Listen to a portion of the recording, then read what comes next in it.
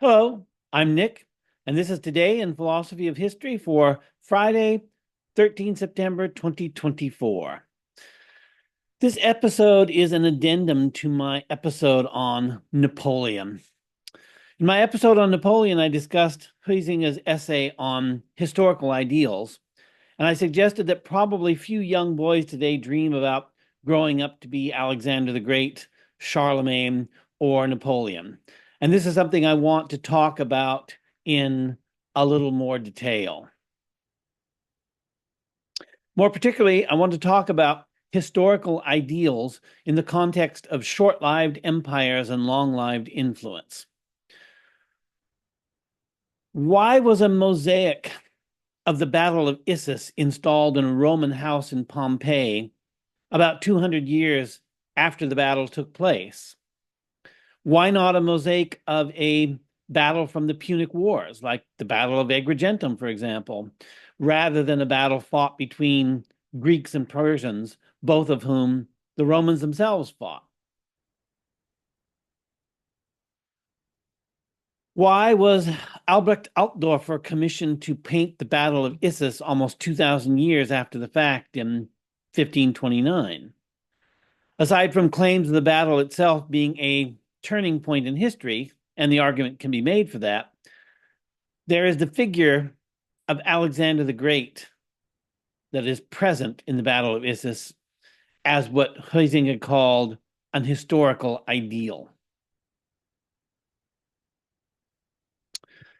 I've been reading and rereading Huizinga's lecture on historical ideals, and each time I read it, I derive something more from it. Huizinga's first example of historical ideals at work in history is Charles the Bold, Duke of Burgundy. Charles lived from 10 November 1433 to 5 January 1477, so very late in the Middle Ages, on the cusp of modernity, you could say. Of Charles the Bold, Philip de Comines wrote, quote, "His ambitious desire of glory was insatiable, and it was that much that with which more than any other motive induced him to engage eternally in wars. He earnestly desired to imitate the old kings and heroes of antiquity who are still so much talked of in the world, and his courage was equal to that of any prince of his time," unquote.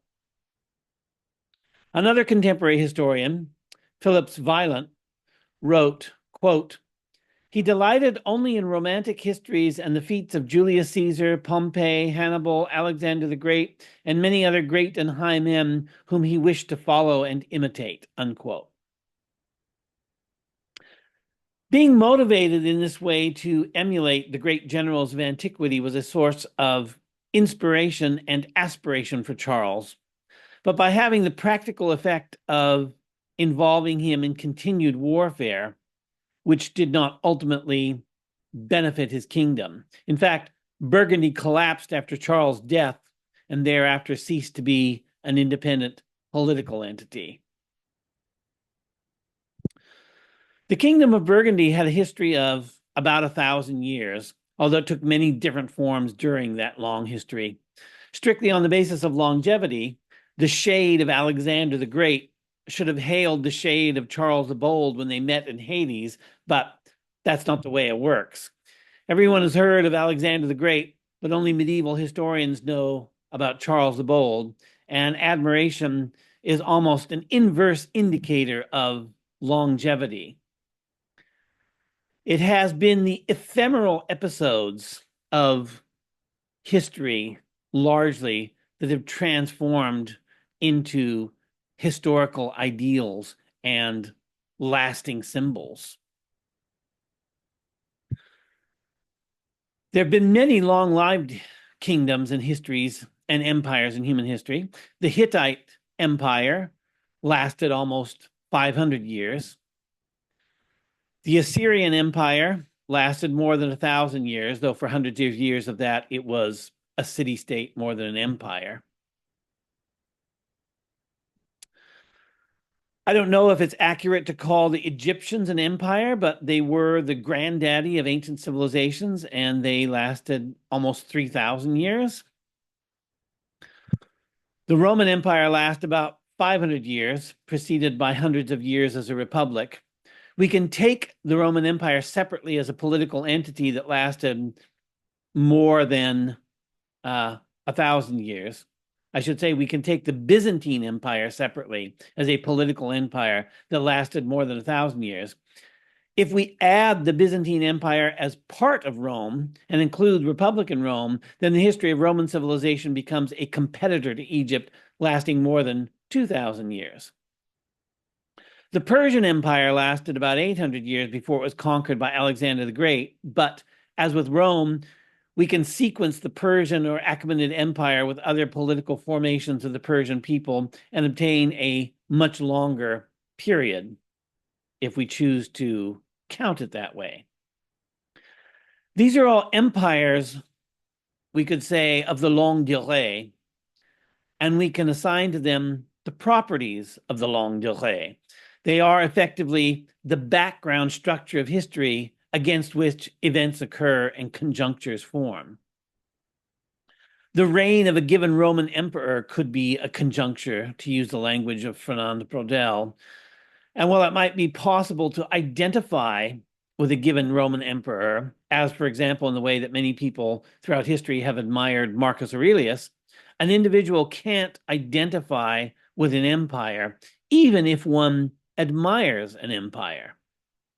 It's worth pointing out that guys like Charles the Bold, who identified with Alexander the Great because of Alexander's military successes, seems to be a little bit different from those who have identified with Marcus Aurelius, who tend to admire him for his philosophy and his governance, even though Marcus spent much of his life engaged in military campaigns, and one could presumably admire him as a military commander.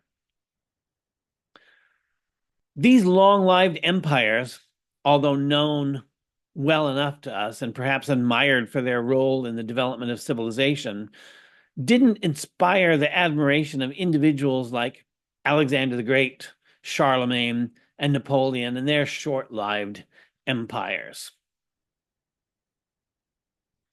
I am reminded of a verse from the wisdom of Solomon.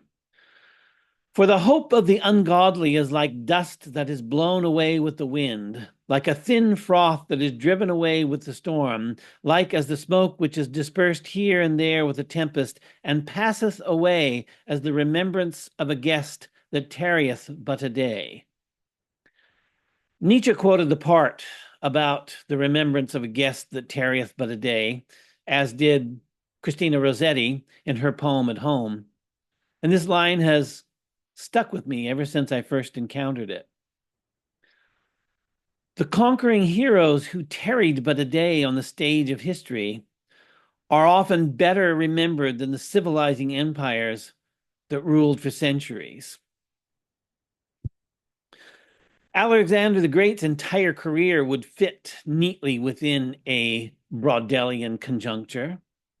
And Charlemagne's empire, like Alexander's, was divided as soon as he died.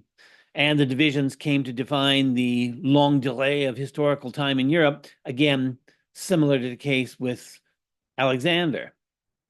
Napoleon's empire blew up like a balloon that burst as soon as Napoleon was defeated in battle. France had a lot of tough years after Napoleon's empire came to an end, with the Bourbon Restoration, the July Revolution of 1830, the February Revolution of 1848, and the Paris Commune of 1871. And all of that was merely prelude to the world wars of the 20th century. I would argue that these events have been romanticized every bit as much as Napoleon. And like Napoleon, these were short-lived spasms of revolutionary violence with colorful figures of their own, like Alexander, Charlemagne, and Napoleon. What can we take as the antithesis to colorful figures like Alexander the Great? Or Louise Michel, the red version of Montmartre, famous from the Paris Commune? Well, here's one example. Did any child ever aspire to emulate Justinian I? John Roberts said in his Triumph of the West, quote, Justinian seems to have been thoroughly unpleasant, deceptive, mean, suspicious, ungrateful, but he was also ambitious and behaved as an emperor was expected to behave, vigorously and despotically, unquote. He and his wife Theodora were made notorious by their own court historian Procopius in his Secret History. And we could argue that Belisarius's reconquests of Roman lands under Justinian were as short-lived as the empires of Alexander, Charlemagne, and Napoleon. But Justinian didn't just oversee conquests of land. He commissioned Hagia Sophia and the Corpus Iuris Civilis, for example. Byzantium, positioned as it was between the West and Islam, shaped civilizations on both sides of the divide. The architecture of Hagia Sophia has influenced Islamic civilization as profoundly as Western cityscapes. The dome on a square became the standard form of a mosque. And Roman law became the standard to which the Western world aspired. Roman law was drawn up in its definitive form under Justinian with the Corpus Iuris Civilis that he commissioned. Hegel said that this body of law, quote, still excites the admiration of the world, unquote. But for all these contributions, Byzantium has been treated rather unkindly by historians. Before history began to reconfigure itself to appear more scientific, it was a more transparently moral endeavor, and Byzantines were stereotyped as being cruel, corrupt, and decadent. My quote from John Roberts shows how some of these attitudes remained current into the 20th century. In Western scholarship, it has been the tradition to write off the Byzantine Empire as essentially unworthy of historical study. E.R.A. Suter, the translator of Michael Sellis's Chronographia, which is a history of Byzantine emperors from Basil II to Michael VII, covering about a century, wrote of the impression of Byzantium he received in his school days, quote, the miserable Byzantines were pale reflections of decadent Greeks. Their art was stereotyped, lacking in inspiration, and stiff. Their form of government was static and inefficient. Their literature debased, unquote. But this characterization begs the question that Suter asked further along in the same paragraph.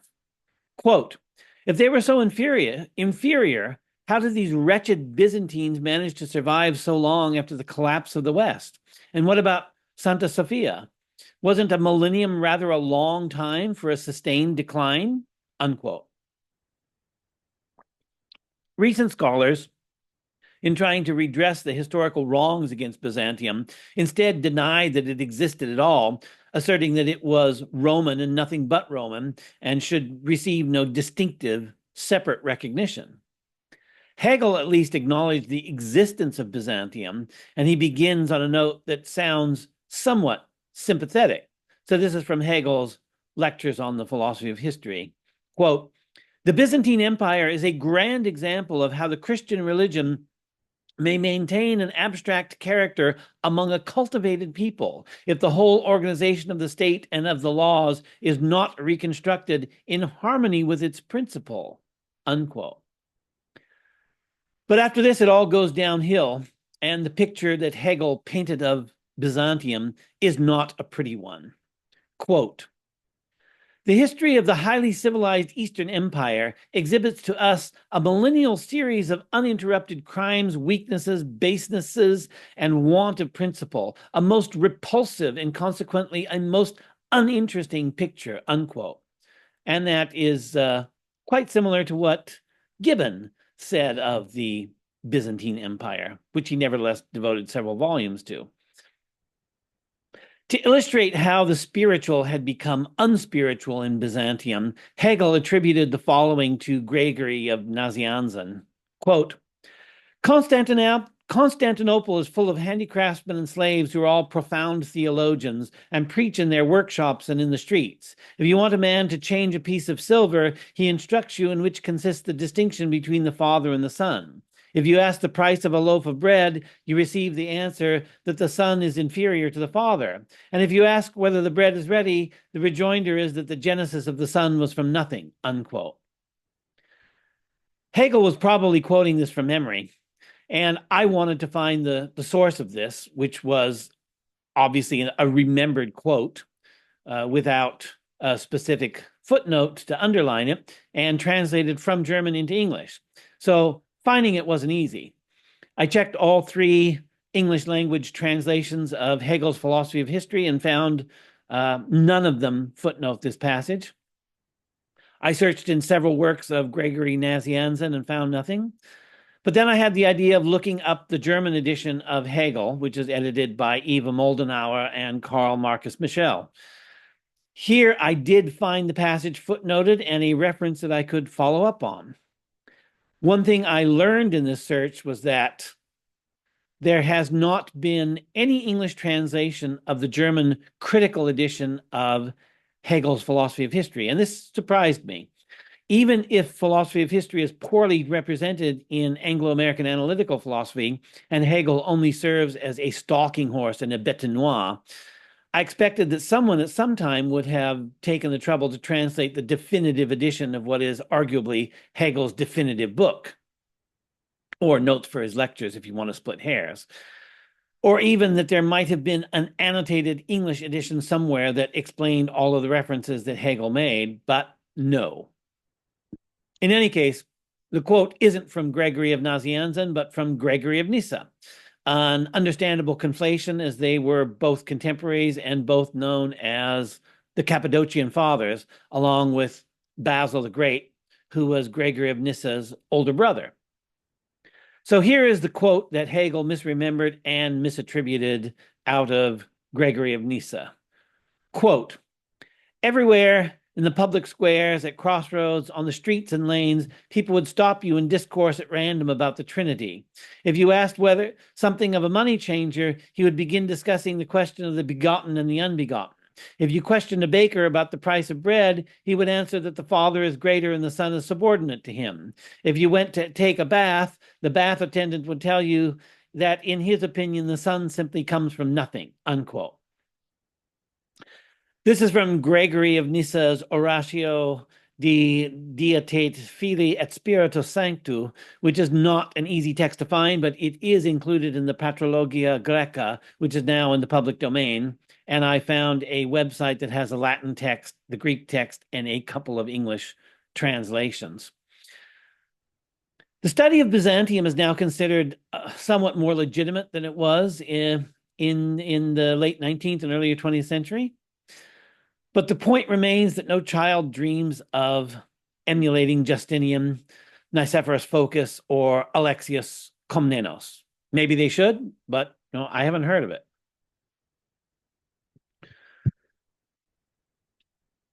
If the Byzantians were bad, then the Holy Roman Empire was regarded as something altogether much worse. We can trace the origins of the Holy Roman Empire to Charlemagne, being crowned emperor by Pope Leo III on Christmas Day in 800 AD. And Charlemagne is one of our exemplars of an historical ideal. Charlemagne's attempted resurrection of the Roman Empire, if that's what it was, and that is open to question, wasn't very successful. As I have noted, Charlemagne's empire is divided up immediately upon his death, and the divisions of the empire eventually became, after many transformations, the Franco-German rivalry that resulted in the wars of the 19th century and the world wars of the 20th century, and for which the European Union was supposed to be the solution. Charlemagne's resurrection of the Roman Empire was itself resurrected by Otto I in 962 AD, and thereafter it enjoyed a degree of historical continuity, even if not much historical legitimacy. The tradition has been to sneer at the Holy Roman Empire, as Voltaire did when he said it was neither holy nor Roman nor an empire, but its institutions endured for almost a millennium. It was, we could say, a workable political framework for much of the Middle Ages. Kenneth Clark said of the late Middle Ages prior to the Protestant Reformation that the civilization of Northern Europe seemed to be designed to last forever with no material reason for change. He cites wealthy merchants, self-satisfied guilds, and conveniently loose political organization as reasons for this interpretation. This aside on the unlikely origins of the Protestant Reformations does not appear in the book version of Clark's work, but it is in the television version. In any case, the political organization of the Holy Roman Empire was indeed conveniently loose. It was so loose, in fact, that it's difficult to say where the Holy Roman Empire left off and some other social formation began. The Holy Roman Empire was also a loosely democratic institution, by which I mean that the emperor was elected. The franchise, however, was quite narrowly conceived. Originally, there were seven electors in the Electoral College of the Holy Roman Empire. 3 ecclesiastical, which were the Archbishop of Mainz, the Archbishop of Trier, the Archbishop of Cologne, and 4 secular electors, which were the King of Bohemia, the Count Palatine of the Rhine, the Duke of Saxony, and the Margraf of Brandenburg. These arrangements, of course, changed repeatedly throughout the history of the Holy Roman Empire, and the number of electors did change, but it was always very narrow, very, very small group of electors. As I said earlier, Charlemagne is one of our exemplars of an historical ideal, but his grand strategy to revive the Roman Empire was not successful. Frederick Barbarossa of the Hohenstaufen dynasty has had his admirers and could, by some stretch of the imagination, be called an historical ideal, though he was never as famous as Alexander the Great. The Middle Ages, which produced Frederick Barbarossa, had a particular love of historical ideals. One formalization of this admiration of historical ideals was provided by what were called the Nine Worthies. The Nine Worthies were 3 pagans, Hector, Alexander the Great, and Julius Caesar, 3 Jews, Joshua, David, and Judas Maccabeus, and 3 Christians, King Arthur, Charlemagne, and Godfrey of Bouillon. The desire for symmetry on the part of the medieval mind dictated that there should also be 9 female worthies, and there are several different lists of 9 worthy women or lady worthies to this end. In the Nine Worthies, the Middle Ages brought together the passion to personalize history through the recognition of exemplary men and women throughout history, and not limited to Christendom, and their love of spectacular and colorful ceremonies. When Henry VI entered Paris in December of 1434, he was preceded by 25 trumpeters, images of the total slate of 18 worthies, and a personal guard of at least 2,000 men. As jaded as we are today, I suspect that any one of us, if we had been present, would have been impressed by the scene. I have often quoted Joseph Campbell to the effect that a ritual is an opportunity to participate in a myth. And during the Middle Ages, myth enjoyed an unbroken continuity with history, and it was, in fact, transported into the present with rituals like this, in which every bystander participated vicariously. We can learn something from this identificatory and immersive relationship to history, which is a human way to grasp the past. One might even say it is a human, all too human way to understand one's place in history. Spectacular pageantry and rituals drew great crowds in the Middle Ages, so that the body politic participated directly in the activities of the great figures of contemporaneous history. In the modern period, we came to view this in a dim light, as though the mass of people were excluded from history. Everything in the Middle Ages, in fact, came to be viewed with condescension verging on contempt since the Renaissance, and especially so since the Enlightenment. But the ongoing human interest in historical ideals couldn't be completely erased from history. Thomas Carlyle was famous, or if you like, notorious, for proposing the great man theory of history, which we can see as a return to historical exemplars. In Carlyle's hands, the great man theory of history seemed a little bit vulgar, you could say. John Romer called Carlyle among the barmiest of the Victorians. But in other hands, the great man theory of history can be and has been formulated in more subtle terms, and historical exemplarism hints at this possibility. But first, let's review what historical exemplarism is not. A history that focuses on heroes or geniuses or exemplars is the antithesis of social history. One of the most significant developments in history in the later 20th century up to our own time is the growth of social history, also called history from the bottom up, which I've mentioned in several episodes. Social history was unknown before the Enlightenment, and now in the 21st century, its influence all but overshadows every other approach to history. History had earlier focused on elites, not least because there are records of elites and therefore a documentary basis for history. The rise of social history is probably at least partly a consequence of the increasing prominence of archaeology in history. Traditional historians didn't want to acknowledge any evidence other than texts and inscriptions and sometimes coins, but as archaeology became more sophisticated and began to make systematic use of scientific dating techniques for artifacts uncovered in archaeological digs, archaeology could no longer be ignored as a source of evidence for history. But the evidence that archaeologists uncover is largely the evidence of the ordinary lives of ordinary people. This isn't exclusively the case, since archaeologists dig up palaces no less than ordinary houses, but there are a lot more houses to dig up than there are palaces to excavate. The archaeological record is quantitative in an important sense. The life of the bulk of the people represents the bulk of the evidence.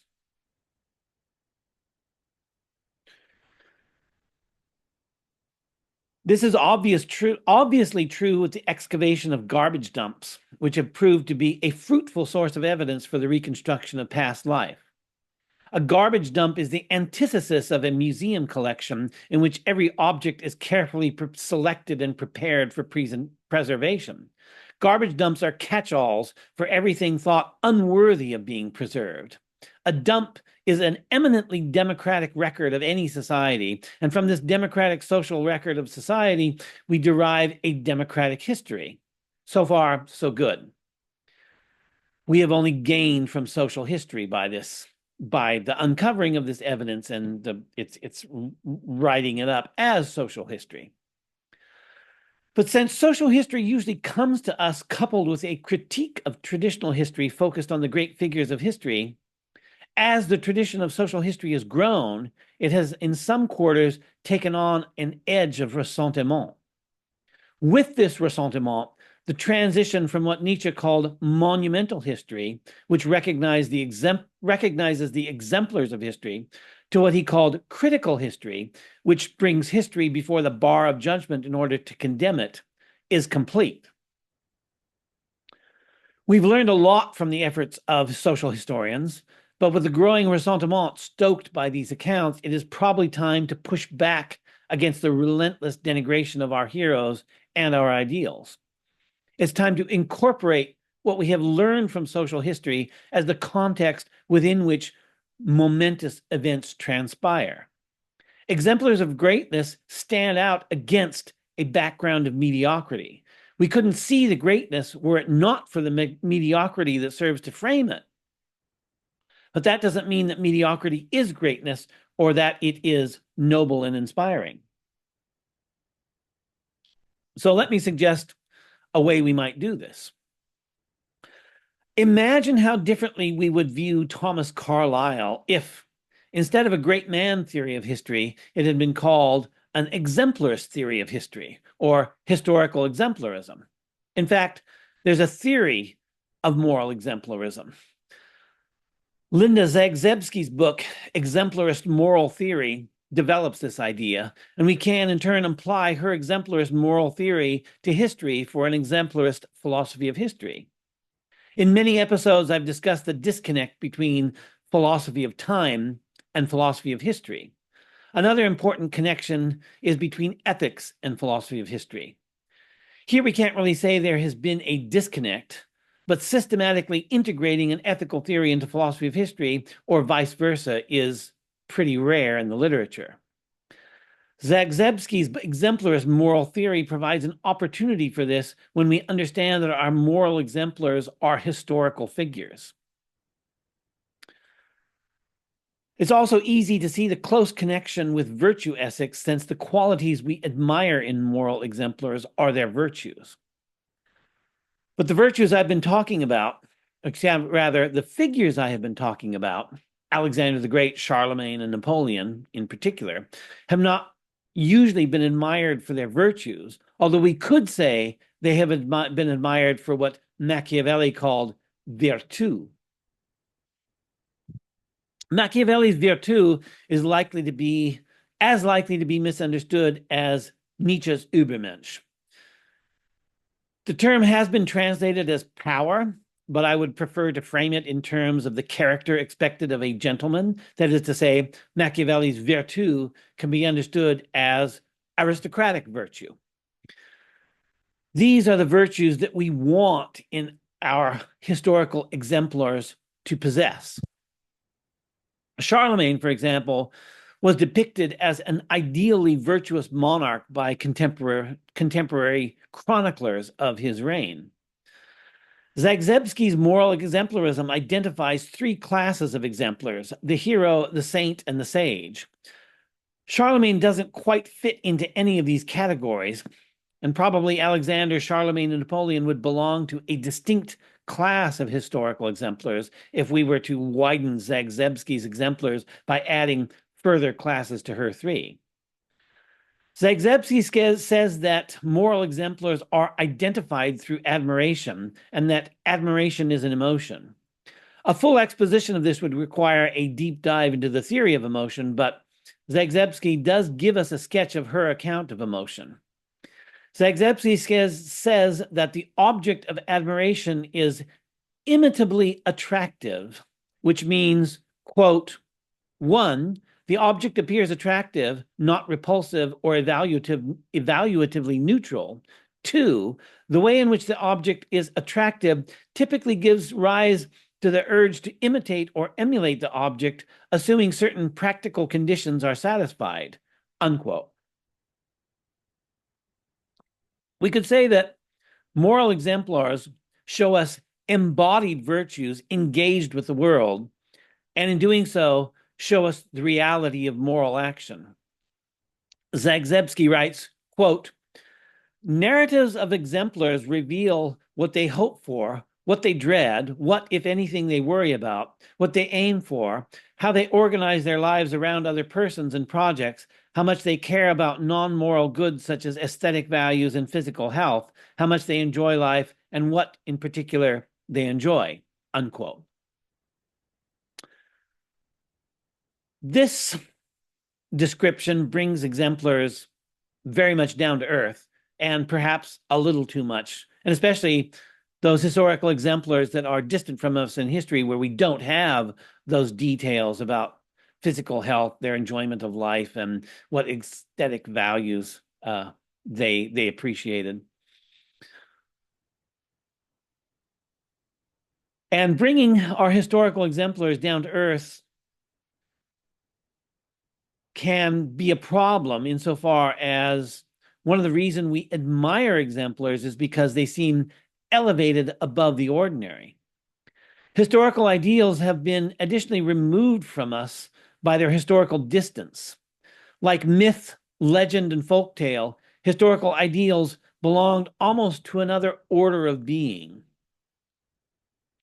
In my episode on Napoleon, I argued that we have made a shift in history from historical ideals to future ideals.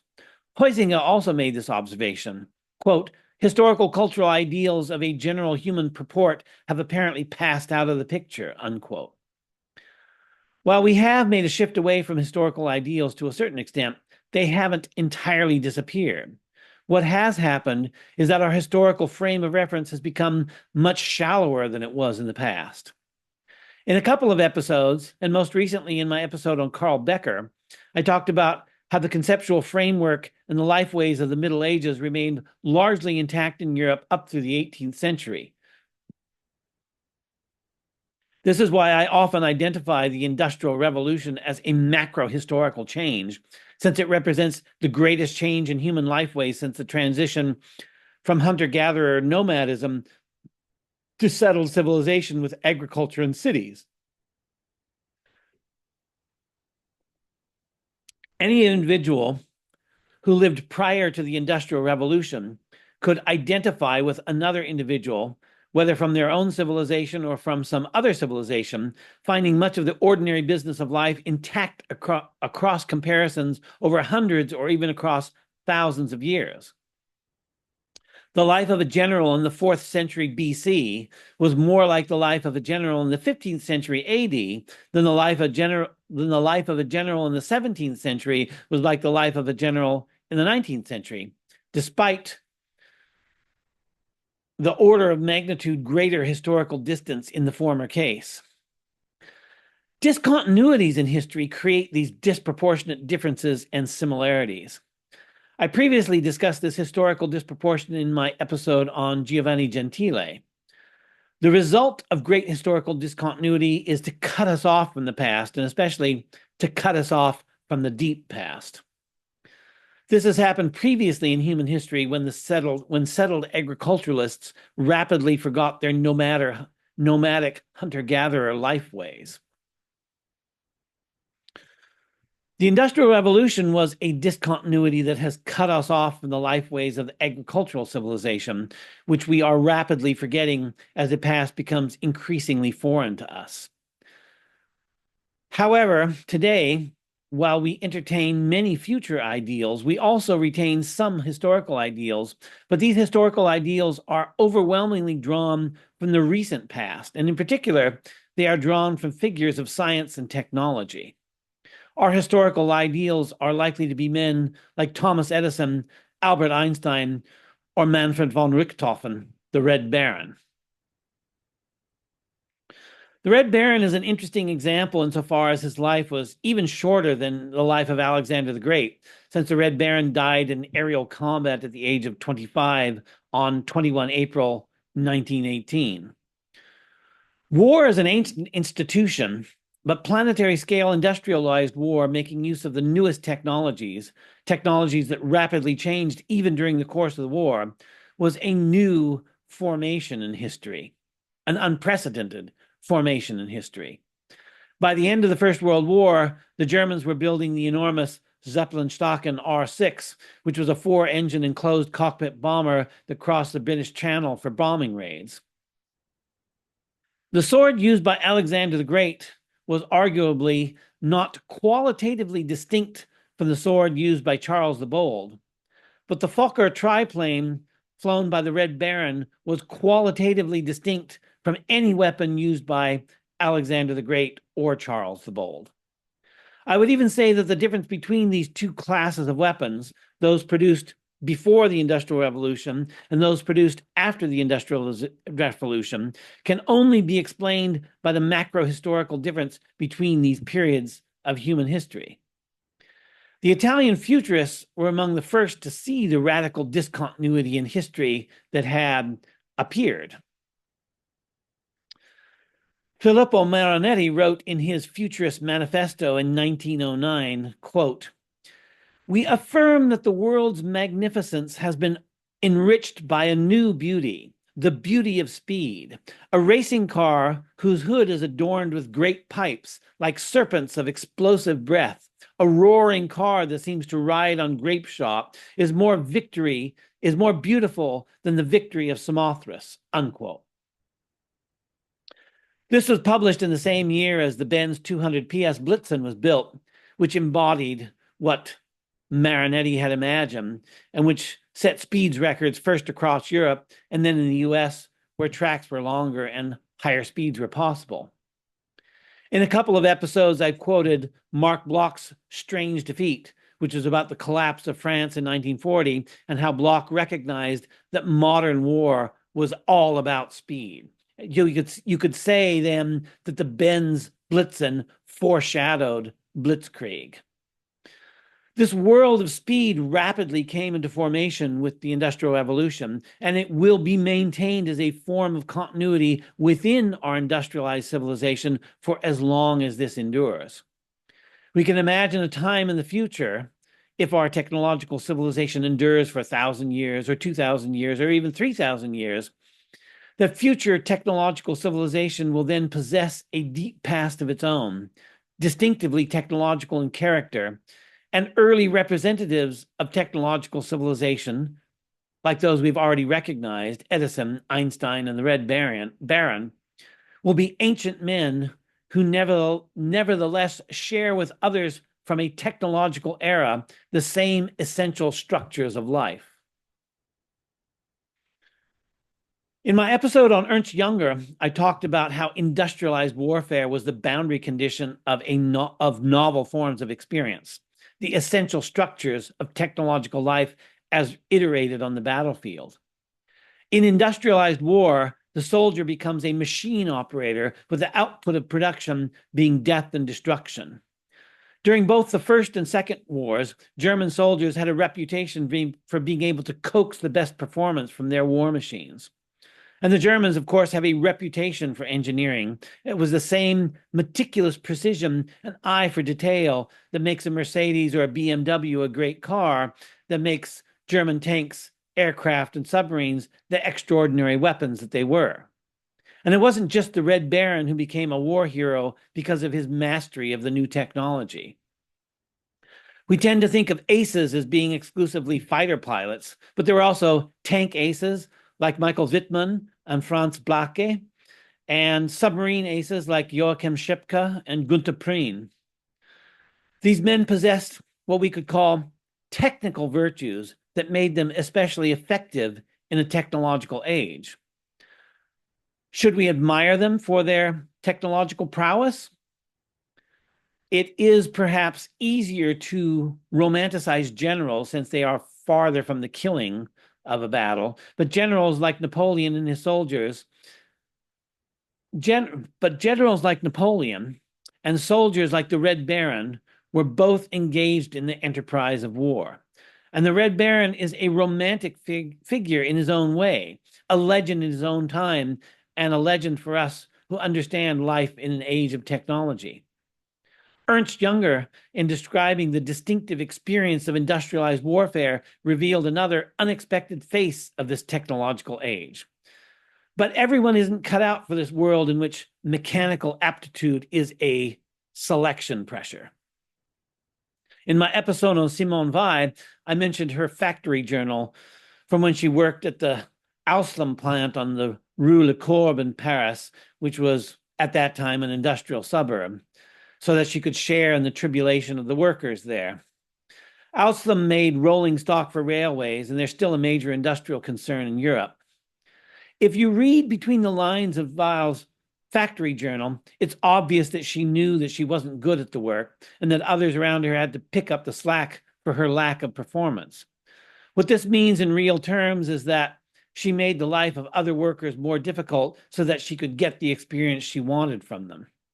This, in turn, shows us how completely unable Weil was to be able to understand the working class whose privations she supposedly wanted to share, because anybody who's actually lived a working class life knows that you don't make someone else's job more difficult than it has to be unless you have a beef with them and you're looking to pick a fight. There is, I think, very little difference between Marie Antoinette pretending to be a milkmaid and Simone Weil pretending to be a machine operator or a soldier. For those who are cut out for life in a technological society, for Edison, Einstein, the Red Baron, and Ernst Jünger, there's also the difficult problem of attempting to translate aristocratic virtues whether the virtues as they appear in Aristotle's Nicomachean Ethics or as they appear in Machiavelli's Virtu, into virtues that are appropriate for a democratic age. It could be argued that we ought to leave aristocratic values in the past and cultivate democratic virtues for a democratic age, but I believe that we need the aristocratic virtues more than ever, and that our historical ideals of industrialized civilization, however shallow that tradition at present, are what can symbolize this for us. But I have by now talked long enough, and I will leave further development of this theme for another time. So thanks for listening.